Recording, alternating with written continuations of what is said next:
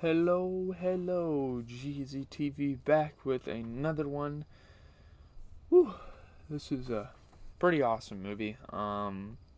It's not the most entertaining movie of all time, but it definitely, you know, has the mob lore. Definitely has that I don't give a fuck. I'm a savage. I can do whatever I want vibe to it, and kind of, you know. So we got Ray Liotta as Henry Hill. Goodfellas, by the way. We have Robert De Niro as Jimmy, and we have Joe Pesci as Tommy. So these are the main three characters. There's obviously other characters in the show, and this is a Martin Scorsese film. So, yeah.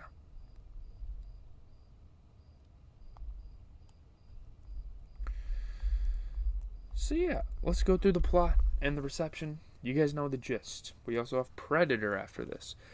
In 1955, youngster Henry Hill, played by Ray Liotta, rest in peace, I think he died actually, becomes enamored by the criminal life and mafia presence in his working class Italian American neighborhood in Brooklyn. So this takes place in Brooklyn, New York, where a lot of the mob activities really happened back in the day. He begins working for local caper grime Paulie Cicero and his associates, Jimmy the Gent Conway, played by Robert De Niro, an Irish-American truck hijacker and gangster, and Tommy DeVito, played by Joe Pesci, a fellow juvenile delinquent.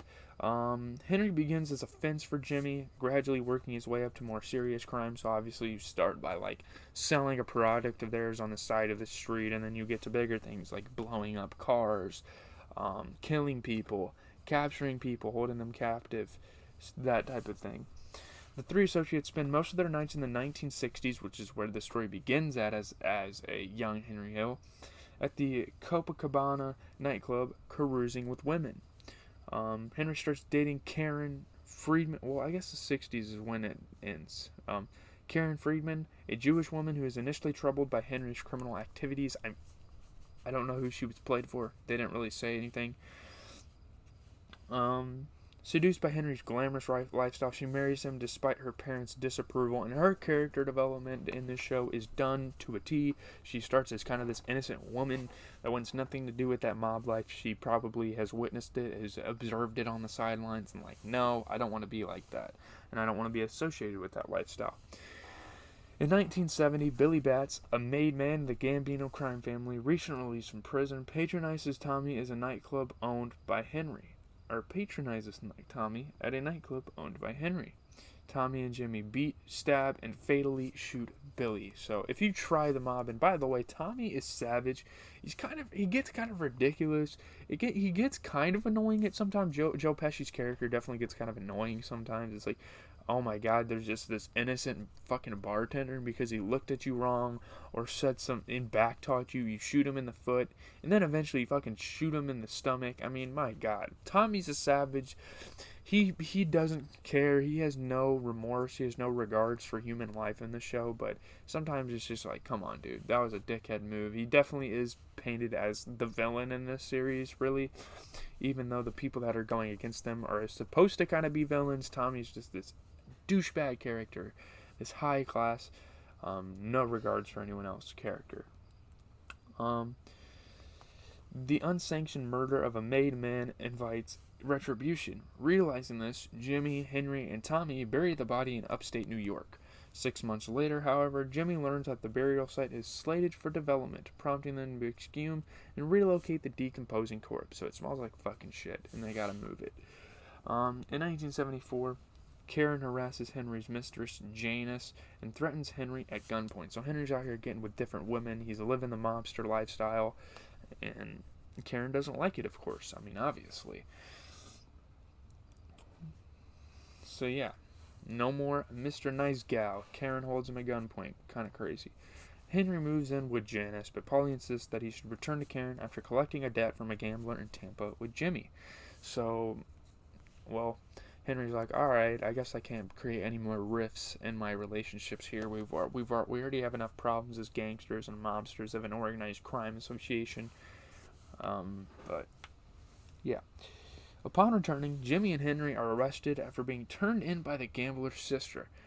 So she's like really panicked. She's like, "Oh my god, look what they did!" an FBI typist, and they received 10-year prison sentences. To support his family on the side, Henry is carrying smuggling drugs and sells them to a fellow inmate from Pittsburgh. So, yeah. 4 years later, Henry is paroled and expands his cocaine business with Jimmy and Tommy against Polly's orders. So they're trying to be kind of better people here, good fellas, I guess. But now they're like, all right, let's just sell cocaine on the side, and that does it. No more of like, I mean, they had their hands in every fucking business before, and now they get out of prison, they're like, cocaine, that's it. Jimmy organizes a crew to raid the Lufthansa vault at John F. Kennedy International Airport, stealing $6 million in cash and jewelry. After some members purchase expensive items against Jimmy's orders and the getaway truck is found by police, he has most of the crew, except Tommy and Henry, murdered. So, at the beginning of the show, you had like 20 fucking people. You had a bunch of Pollys and Peters. You had a bunch of Peters and Tommys in the crew, which is honestly like the most stereotypical name, Peter, of a fucking mobster. And so when you're blowing this crime money on stupid shit, they're gonna get you killed because it exposes their organization. In 1979, Tommy is deceived into believing he is to become a made man and is murdered after walking into the room of the ceremony, partly as distribution for murdering bats. So they get revenge, they kill Tommy. It's kind of sad, but at the same time I was like, Tommy was not a very likable character in this film. He was kind of an asshole. By 1980, Henry develops a drug habit and becomes a paranoid wreck. I mean, Henry's just off the deep end at this point in the movie. He sets up another drug deal with his Pittsburgh associates, but is arrested by narcotics agents and incarcerated, so he gets caught. After bailing him out, Karen explains that she flushed $60,000 worth of cocaine down the toilet to prevent FBI agents from finding it during their raid, leaving them penniless. So Henry has officially hit rock bottom at this point in the show. Yeah. Feeling betrayed by Henry's drug dealing, Polly gives him $3,200 and ends their association. So this is kind of your, your farewell fund. Get the fuck out of my face. You betrayed us. I'm turning my back on you. I'm done. Henry meets Jimmy at a diner and is asked to travel on a hit assignment, but the novelty of such a request makes him suspicious because Jimmy might still be in touch with Polly. Henry realizes that Jimmy plans to have him and Karen killed, so everyone's turning their backs on him, prompting his decision to become an informant and enroll with his family into the Witness Protection Program.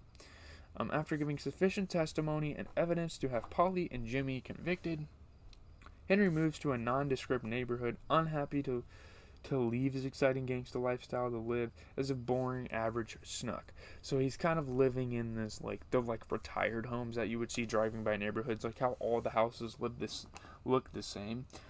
So kind of one of those things, and he's like, I don't want to leave the lifestyle, but dude, you were about to have you and your wife killed. Now Jimmy and Polly, your only worries are thrown into jail. So, yeah.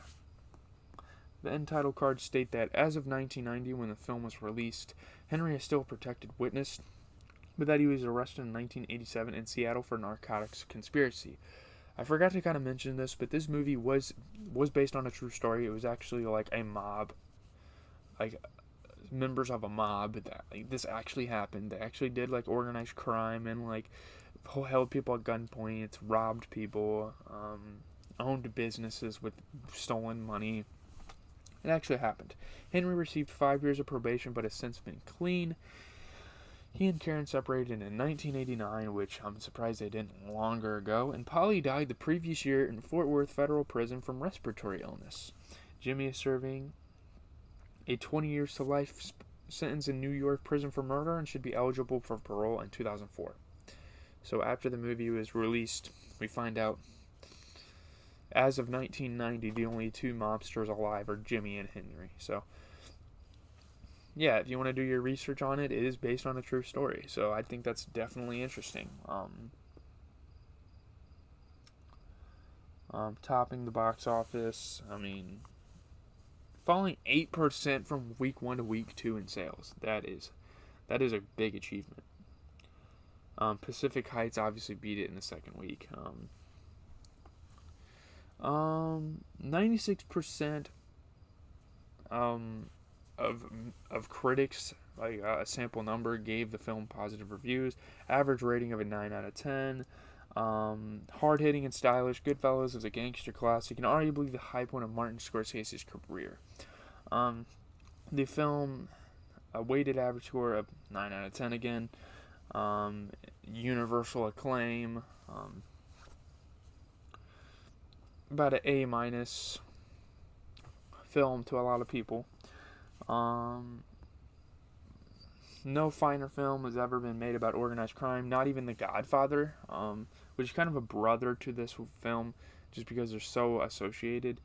All of the performances are first rate. Pesci stands out, of course, though, with a seamlessly unscripted manner. Goodfellas is easily one of the year's best films of 1990. Best film of 1990. More than any earlier Scorsese film, Goodfellas is memorable for the ensemble nature of the performances. The movie has been beautifully cast from the leading roles to the bits. There's flash also in some of Mr. Scorsese's directorial choices, including freeze frames, fast cutting, and the occasionally long tracking shot. None of it is superfluous.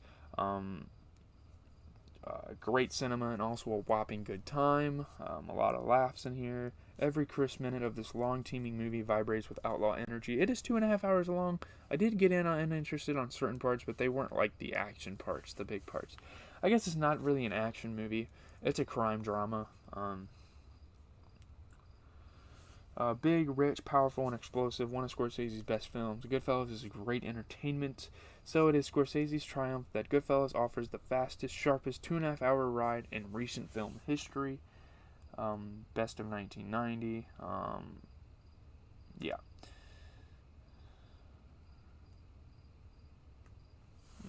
A top 100 movie to a lot of people.